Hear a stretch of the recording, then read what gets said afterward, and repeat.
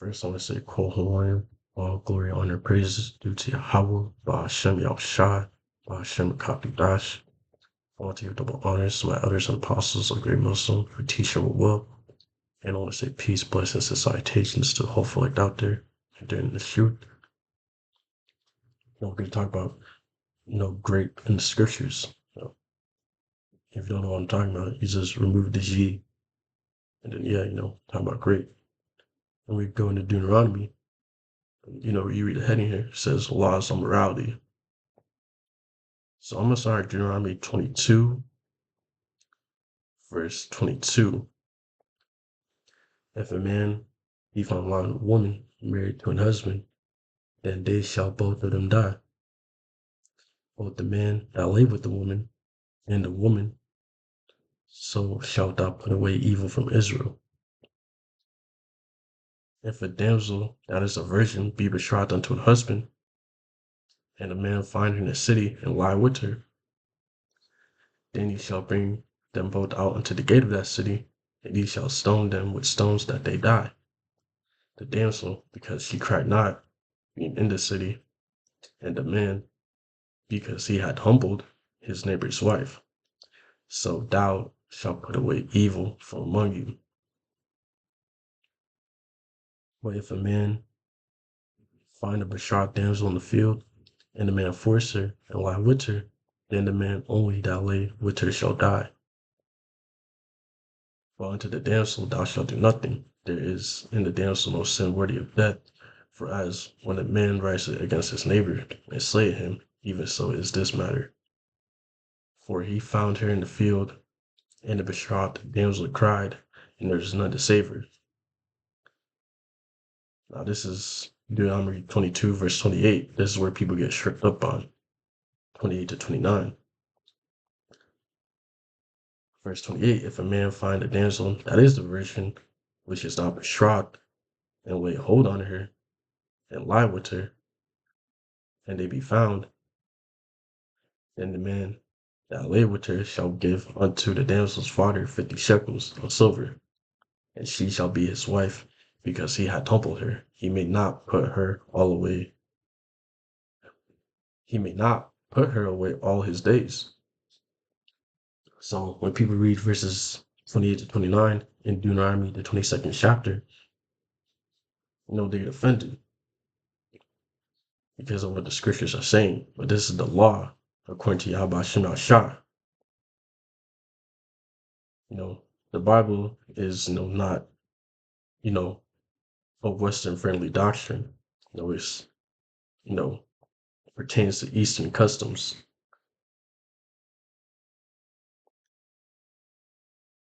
So when someone reads this from the West, they're gonna be, offended. They'll be like, oh wow, that's all that happens. Because what happened here is verse 28, if a man find a damsel that is a virgin, which is not betrothed, and betrothed meaning, betrothed means they're promised to be engaged to someone, to be married to someone. They're promised to a woman's promised to a man. So it's saying, which is not betrothed. So this woman is a virgin and she is not no promise to anyone to be married. And this man lay hold on her and lie with her, and they be found. The man grapes her. And then the punishment would be, then the man that lay with her shall give unto the damsel's father 50 shekels of silver, and she shall be his wife, because he had humbled her, great her. He may not put her all away his days. So this is what would happen if the situation, came down to it. No one in Great Millstone or like minded affiliates is condoning grape. We're not condoning that. We're just telling you what would happen according to the law in the scriptures. A lot of people are offended that this is a stumbling block by Yahweh Shema Shai, because he doesn't want everyone to understand the truth or get the truth. And then you have people saying the laws are evil when they're not. The laws are perfect. And we get that in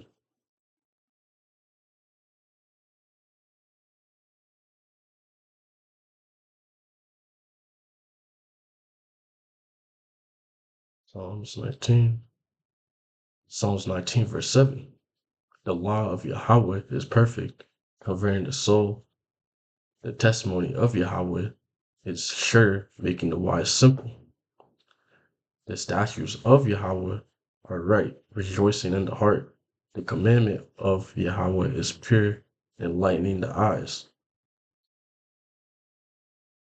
The fear of Yahweh is clean, enduring forever. The judgments of Yahweh are true and righteous altogether. So the understanding and the law, statutes, commandments of Yahweh Shemashah are perfect. Because no one's condoning grape. We're not condoning grape. We're not telling you to go out and grape somebody. No. We're telling you if that situation were to occur, what would happen according to the law in the scriptures. We bring out the entire scriptures. And many people water down the scriptures, to trim their ways to seek love from the world. And you're not supposed to do that. Because, for an example, it's just like we're not telling anyone to murder. That's why there's consequences. We're not telling anyone to murder anyone or do anything like that or grape anyone. No, it's like that's why there's punishments. And that's the punishment. I'm gonna go back actually to that. Yeah. Deuteronomy 22. Verse 29 is a punishment for verse 28. You have to pay the father 50 shekels of the damsel you took, you laid hold on, you graped, which is not, betrothed, not promised to anyone to marry, and which is a virgin. So, it's a punishment. 50 shekels is not cheap. That's very expensive in the scriptures. 50 shekels is very expensive. Apostle Tar did the math. I gotta find his videos, put in the comment section of, of the math of what 50 shekels would go to. But it's a huge number. It's not cheap. And he would have to take that damsel that he found, that he laid hold on, and make her his wife all the days. As it says, because he hath humbled her, he may not put her away all his days. So that's his permanent wife. Now, that the man, graped, took hold of, which is a virgin and is not betrothed. So this is just telling you what would happen if that situation were to, occur. The laws are here for a reason. There's consequences for actions. The fact that this is here is saying we don't condone rape. No one condones that. Just like no one condones murder, because if you murder someone, there's consequences. I want to get that in number 35, verse 16. And if he smite him with an instrument of iron, so that he die, he is a murderer. The murderer shall surely be put to death. And if he smite him with a throwing a stone, wherewith he may die, and he die, he is a murderer. The murderer shall surely be put to death. So there's consequences to actions. That's why the law is there. But people get offended and get in their feelings and make it seem evil when preaching the truth. I'm gonna get Baruch chapter 4, verse I'll get verse 4. I shall start verse 1. This is the book of the commandments of the Most High, the law that endure forever. All they that keep it shall come to life, but such as leave it shall die. I want to get to verse 4 to the point. O Israel, happy are we, for things that are pleasing to the Most High are made known unto us. So, following the laws, statutes, and commandments of Yahweh Shemashai, it's a grateful thing to have the law. People say the law is evil, but it's not. Because we go back to Psalms,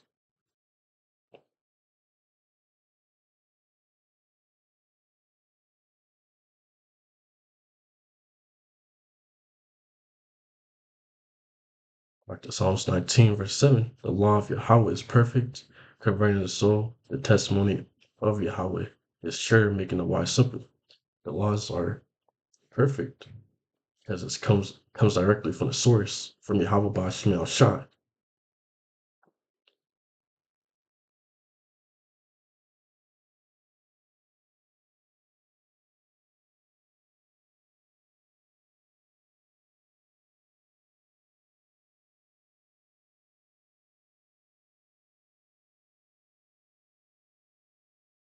I'm gonna show another example of it, in the scriptures, because people think the scriptures is like a fairy tale book, like a living book that doesn't have tragedies in it.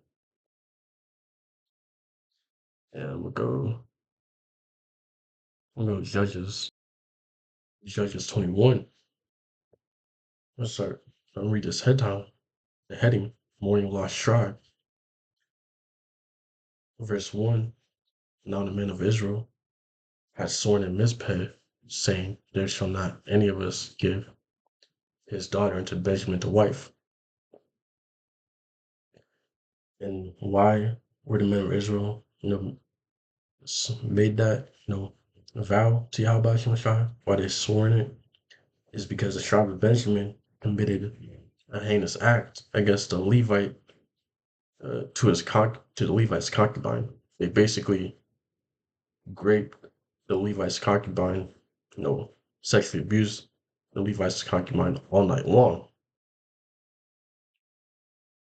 until she died. So the men of Israel, all the other tribes of Israel, they made vows to Yahweh saying, we're not going to give any of our daughters unto Benjamin to wife. And then those heinous act by the tribe of Benjamin caused a civil war, which caused all the other tribes to fight against the tribe of Benjamin. And the tribe of Benjamin were basically extinct after that civil war. So this happened in Judges 19 to 20. And then let me go to verse 6. And the children of Israel repented, and then for Benjamin their brother, and said, there is one tribe cut off from Israel this day. How shall we do for wives for them that remain, seeing we have sworn by Yahweh that we will not give them our daughters to wives? And this is why you gotta be careful with the vows you make, because if you make a vow, you gotta keep it. And I'm gonna get an example in Judges chapter 11 with Jephthah. And when you read this heading, it says Jephthah's tragic vow. This is Judges 11, chapter 29. Slacker. This is Judges chapter 11, verse 29. Then the spirit of Yahweh came upon Jephthah, and he passed over Gilead and Manasseh, and passed over Mizpeh of Gilead, and from Mizpeh of Gilead he passed over unto the children of Ammon. And Jephthah vowed a vow unto Yahweh, and said, if thou shalt without fail deliver the children of Ammon into my hands, and it shall be that whatsoever come forth of the doors of my house to meet me, when I return in peace from the children of Ammon, shall surely be Yahweh's, and I will offer it up for my offering. So Jephthah passed over unto the children of Ammon to fight against them, and Yahweh delivered them into his hands. And he smote them from Aurora, from Aurora, even till Dow, Condemned, even 20 cities, and unto the plain of the vineyards, with a very great slaughter. Thus the children of Ammon were subdued before the children of Israel. And Jephthah came to Mizpeh unto his house, And behold, his daughter came out to meet him with timbrels and dances, and she was his only child. Beside her, he had neither son nor daughter. And it came to pass when he saw her, that he rent his clothes and said, Alas, my daughter, thou hast brought me very low, and thou art one of them that trouble me. For I have opened my mouth unto Yahweh, and I cannot go back. And she said unto him, My father, if thou hast opened thy mouth unto Yahweh, do to me according to that which had proceeded out of thy mouth. For as much as Yahweh had taken vengeance of thee, of thy enemies, even of the children of Ammon. And she said unto her father, Let this thing be done for me. Let me alone for 2 months. Let me alone 2 months, that I may go up and down upon the mountains, and bewail my virginity, I and my fellows. And he said, Go. And he sent her away for 2 months, and she went with her companions and bewailed her virginity upon the mountains. And it came to pass at the end of 2 months that she returned unto her father, who did with her according to his vow, which he vowed, and she knew no man. And it was a custom in Israel that the daughters of Israel went yearly to lament the daughter of Shephah, the Gileadite, 4 days in a year. So Shephah made a vow, to Yahweh, a serious vow to Yahweh, and that was her only daughter. I mean, Slack, that was his only daughter, really his only child. So now he's out of luck. He has, he had to sacrifice his only child to Yahweh. Because when you make a vow to Yahweh, you have to keep it, or else you'd be severely punished. You know, that's why you have to think before you speak, because, to everything in life, honestly. But especially when it comes to, talking to Yahweh, Bashim al Shah, you really have to think before you speak. Because now, we go back to Judges 21, and, we see the predicament that the tribe of Benjamin is in. They're about to go extinct because of all the other tribes' vows that they made to Yahweh, saying, We won't give our daughters to wife for the tribe of Benjamin. And we go to this heading, provision for their survival. And I want to get to the point in Judges 21, verse 16. Then the elders of the congregation said, How shall we do for wives for them that remain, seeing the women are destroyed out of Benjamin? And they said, There must be an inheritance for them that escape of Benjamin, that tribe be not destroyed out of Israel. Howbeit, we may not give them wives of our daughters, for the children of Israel have sworn, saying, Cursed be he that giveth a wife to Benjamin. Then they said, Behold, there is a feast of Yahweh in Shiloh yearly in a place which is on the north side of Bethel, on the east side of the highway that goeth up from Bethel to Shechem, and on the south of Lebanon. Therefore they command the children of Benjamin, saying, Go and lie in wait in the vineyards, and see, and behold, if the daughters of Shiloh come out to dance in dances, then come ye out of the vineyards, and catch you every man his wife of the daughters of Shiloh, and in the land of Benjamin, and go to the land of Benjamin. It shall be when their fathers or their brethren come unto us to complain, that we will say unto them, Be favorable unto them for our sakes, because we reserve not to each man his wife in the war, for ye did not give unto them at this time, that ye should be guilty. And the children of Benjamin did so, and took them wives according to their number, of them that danced, whom they caught. And they went and returned unto their inheritance, and repaired the cities, and dwelt in them. So in verse 23, the children of Benjamin, the men of Benjamin, hid in the vineyards, And when the women, the daughters of Shiloh, came out to dance, you know, they caught them and made them their wives. They caught the women and they popped them. Basically, they raped them. So, rape is in the scriptures. We're not condoning it. It's just here. It's in the scriptures. The scriptures is not, an easy, book to digest because there's a lot of tribulation in it, woes in it. But at the end of the day, you have to eat the whole volume of the book, you know, because the book is bitter and sweet, and this part is bitter. But you still got to eat the book and present the true doctrine, the true understanding.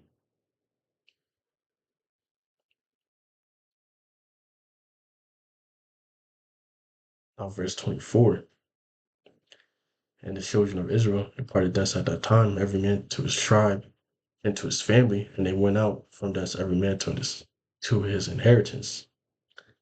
In those days, there was no king in Israel. Every man did that which was right in his own eyes. So yeah, no one, no, it says here in the scriptures, we're presenting the scriptures and what it says, and how, tragedies can happen in the scriptures and what, to do according to the law of the scriptures. No one's condoning grape. No one's condoning that at all. We're just telling you what would happen according to the law in Deuteronomy, the 22nd chapter, the 22nd chapter.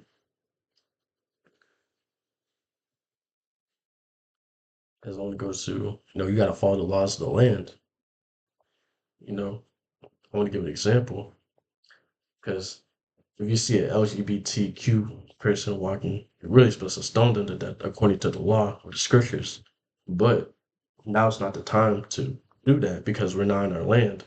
The Israelites, the so-called Negroes, Hispanics, and Native Americans, and Israelites scattered that may look like the heathen nations on the outside, but their sealing goes back to Abraham, Isaac, and Jacob.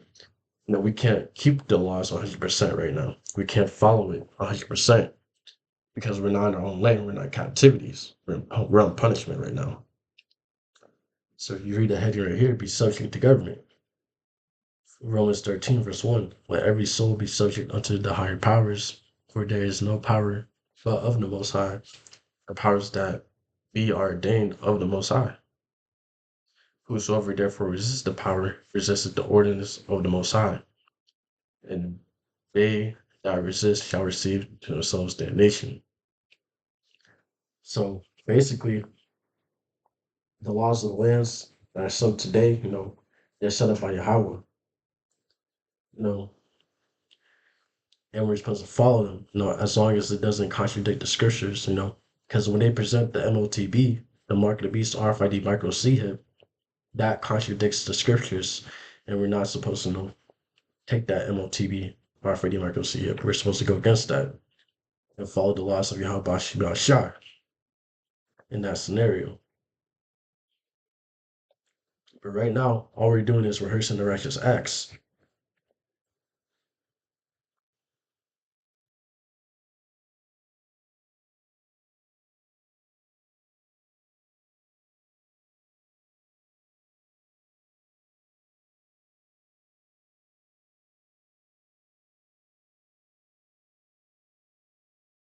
In Judges 5, verse 11, they that I delivered from the noise of the archers in the places of drawing water, there shall they rehearse the righteous acts of Yahweh, even the righteous acts towards the inhabitants of his villages in Israel.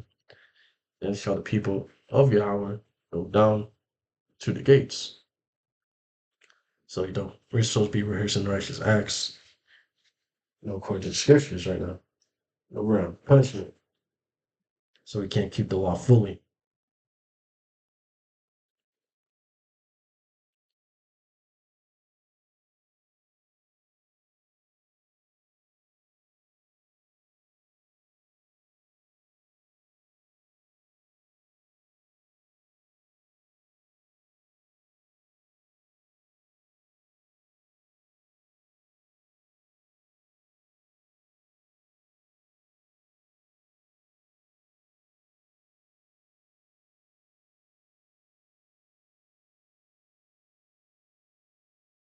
Sorry, my face is glitched.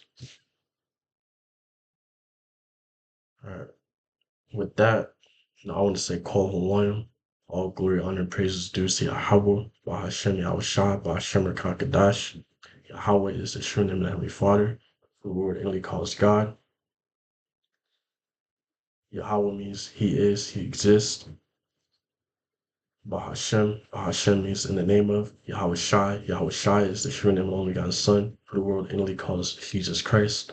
Yahweh Shai means He is the deliverer, He is the Savior. Bahashem, in the name of Dueteronomy is the Holy Spirit. I want to give double honors to my elders and apostles of Great Millstone who teach them well. And I want to say peace, blessings, and salutations to all select out there and during in this shoot. Yahweh desire, pray that I was edifying lesson. Will he was edifying lesson. And with that, I want to say shalom.